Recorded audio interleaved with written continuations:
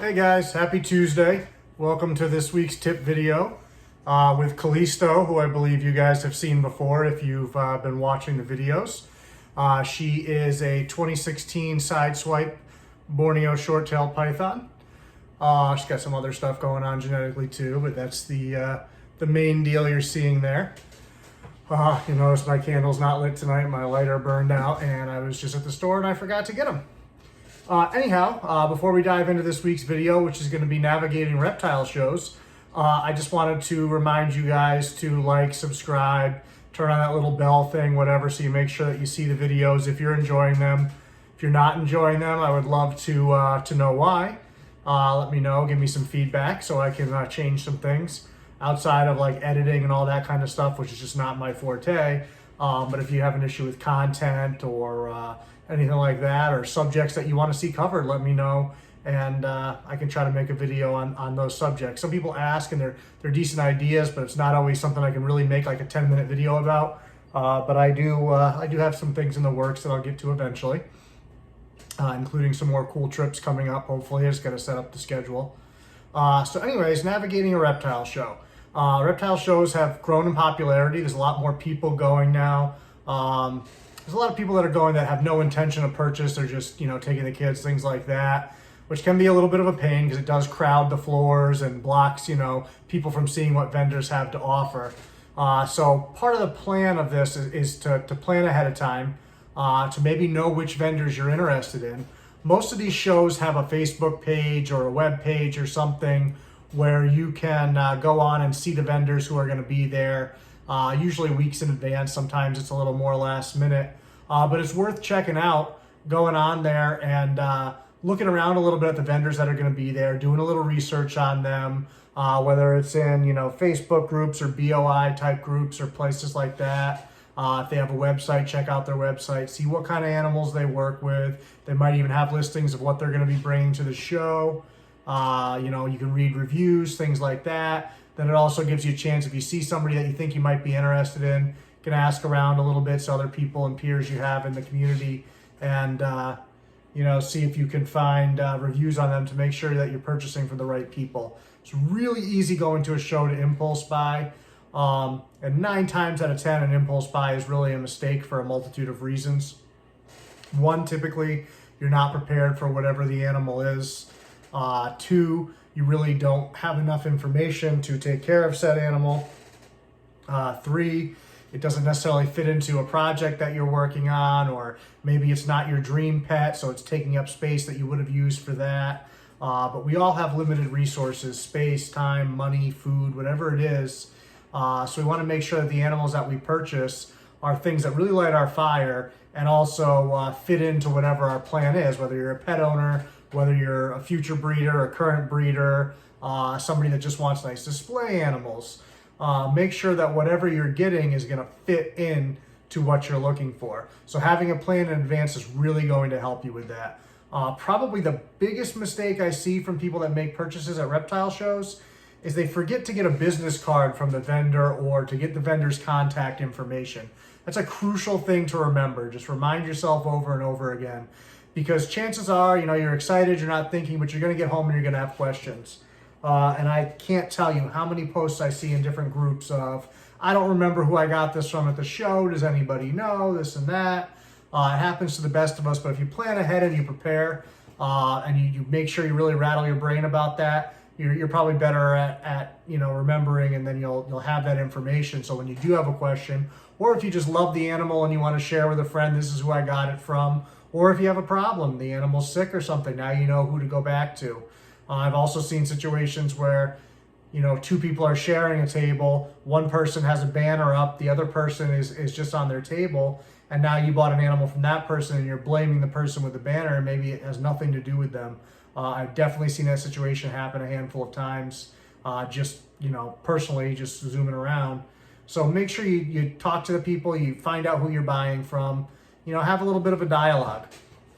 Also, a lot of people go because they want to hold snakes and things like that. Try to be mindful that vendors are very busy. They're going to be answering hundreds or thousands of questions that day, probably a lot of repeat questions. There's going to be a lot of people that want to handle the animals.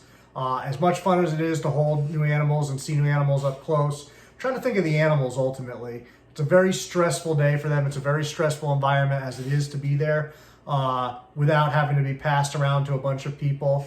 Now, I have done some shows where I bring animals who do really well and let people, if they want to hold an animal, that's the animal you hold.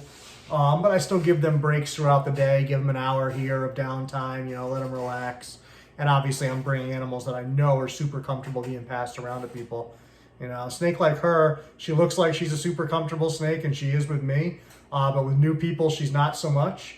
So like this snake would not be a great candidate to do that. She'd be very nervous. But with me, she's very comfortable, and she'll just sit here and chill. She'll probably fall asleep, to be quite honest. So definitely be wary of that. If a vendor does have an animal out, then you might be able to ask, but try not to ask, especially if you're not interested in purchasing. Just try to be mindful and respectful of their time and, their animals, and especially on the animal's behalf. And to that, remember to be polite, be patient. Like I said, they're getting asked hundreds or thousands of questions. They've got people coming at them from all angles. It can be hard to tell who's serious, who's not serious. It gets stressful. So just think about that. Don't take things personal if they tell you, no, you can't hold the snake, or, they're trying to answer somebody else's question and ask you to wait a minute, whatever it is. Also, bring hand sanitizer with you. If you have existing animals at home, it's smart. Just hit yourself every once in a while. Try to avoid bringing anything home to your collection. Even if you don't have existing animals, it's kind of a polite thing to do for the vendors, because you're going to be touching their animals or touching their tables. And you don't want to cross-contaminate things. Shows are a place where that can happen pretty easily. So that's just a nice thing. If a vendor sees you actually, have your own hand sanitizer, and you're doing that before you ask to hold an animal, it might make that one that's on the fence let you hold it, because they're going to feel a little bit more comfortable, and that you're not just, some person who has no regard for anything that's going on. So you want to research ahead. That way, too, if you are going to purchase an animal, you can be a little bit intelligent about it and ask some intelligent questions. That'll also inspire some confidence in the vendors. But definitely remember, we're voting with our dollars. So you don't want to go there and buy from somebody who's not taking good care of their animals, somebody who's not in this for the passion of the hobby, but is just in it to make a buck. That's not really where you want to spend your money, because when you do spend your money with people like that, you give them more money to keep doing it, and you also condone whatever behavior they're doing. Tell them it's okay, people are going to buy from me. If people stop buying from those people, eventually they have to change or get out.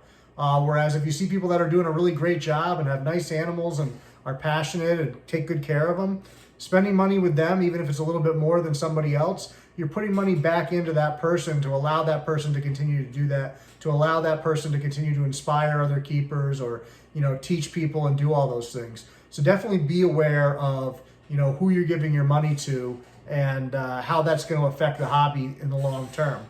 If you keep giving it to just, scummy people that are taking crap care of their animals, that's who's going to be around. If you keep giving it to good people, that's who's going to be around. And when I say good people, I mean good people taking care of the animals. Sometimes you're going to disagree with people's personal beliefs, whether it's religious beliefs, political beliefs, whatever. I really don't think that should bear on, who you spend your money with. It's your money, it's your personal choice. But I think you should be more focused on the quality of the person as far as how they handle and work with their animals, how they interact with their animals.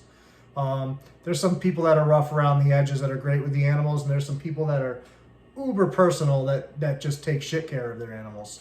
So you can't always look at somebody and say, oh, they're really nice, so that's who I'm spending my money with. They might be. There's some names out there we could throw out there of people that are incredibly personable, but their care of their animals is not so fantastic.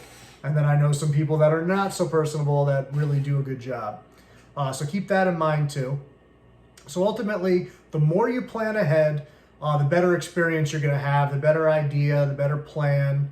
You're going to be more prepared. You're not going to come home and be stressed out trying to throw an enclosure together. Try to have that planned ahead as well. Some of the shows even have maps of where the vendors are going to be. So that's another thing too. You can kind of plan what you really want to see, focus on those first, and then maybe do a little sweep around and check out what's there. But yeah, just be respectful. There's going to be a lot of people cramped into spaces, and be aware certain times of year, it's not going to smell good in there. Anybody that's ever been to the Hamburg, Pennsylvania show knows that that August show smells like straight BO and ass. There's no two ways about it. Reptile people, please, deodorant. It's cheap. If you can't use deodorant, shower, wash up, keep a bar of soap and shove it under your armpits, tape it in there or something, please. It is brutal in August Hamburg. It doesn't even smell like a locker room. A locker room would be a step up. And it's not the snakes. It's not the animals. The animals don't smell. It's the people. It's the people that, you know, crawl out of mom's basement for the first time in 6 months, see the light of day, and, you know, also haven't showered since then. So please, people, think of others. Take a shower. Use deodorant, soap and water, something. I don't care. Wash yourself with chlorhexidine. Something. Stay tuned this week. Thursday, I'll put up another Meet the Collection video. I actually had already shot this video and shot that video as well, but I didn't like how this video came out, and I don't know if this one's much better.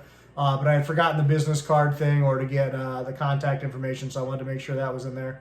The collection video will be an exciting one this week. It is an animal that you've seen before, but he's just such a cool animal, so you have to love him. And then Saturday, the episode this week will be another for my visit to Dylan's. It'll be blood pythons this time. Which is something that I'm much more comfortable with. So we took out a myriad of those and showed those off. And then I have one more video after that for the following week from Dylan's, which is kind of like I won't say a catch-all, but it's a catch-most. It's got some cool stuff, Gila monsters, you know, Apodora, hognose, boas, some colubrid stuff with the Hondurans. There's a Loma in there. So just all kinds of cool kind of one-offs or a couple of things from his collection that didn't fit into the other 3 videos. All right. As always, any questions, comments, let me know. Like, subscribe. Callisto and I are out and go put her to bed. Apparently she's ready.